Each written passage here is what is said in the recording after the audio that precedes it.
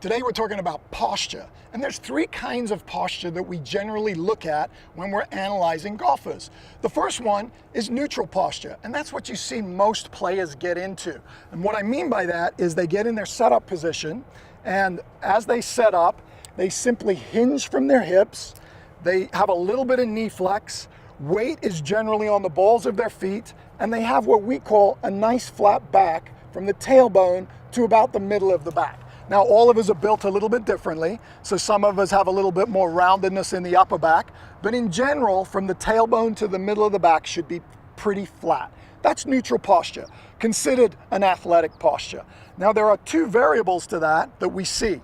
The first one is something we call C posture, and you sometimes see this in elderly golfers, especially golfers that work a lot, and nowadays being on Zoom, we sit behind our desk a lot and we get this rounded posture, forward neck. So we bring that to the golf course and it kind of looks like this.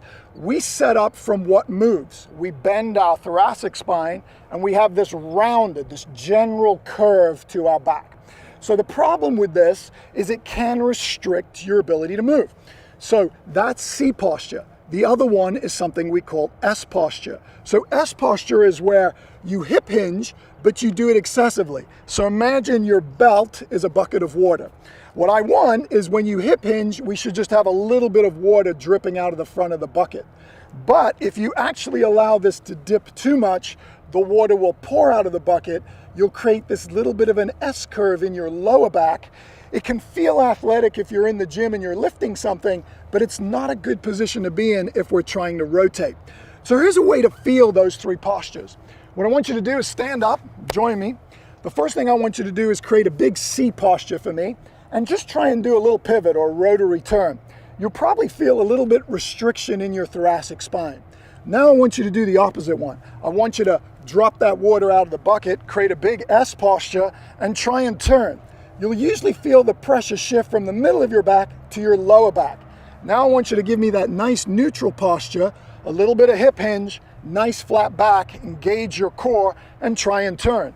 You'll usually immediately feel more rotation without any pressure on the lower back or the thoracic spine. That's the posture I want you in. Now here's the key. To get in good athletic posture, we need to see if you can do it. The first way to find that out is to see if you can do a toe touch test. So with my feet together, my legs straight, I'm just gonna hip hinge and touch my toes. If you're one of these people, and this is where you flex from and you can't touch their toes, then guess what? You're not hip hinging. What you're doing is you're flexing from where you can, which is your thoracic spine. When you do that, you're trying to get to your toes by flexing your upper back, and now you're bringing that to the golf course. That's going to inhibit your ability to turn, and it can actually rob you of speed of power, or it can force you to change your body angles. Players that are successful with this type of posture, they usually have what we call a one-plane swing, or they tend to stand up and recover. They change their body angles. Now the opposite one is that S posture.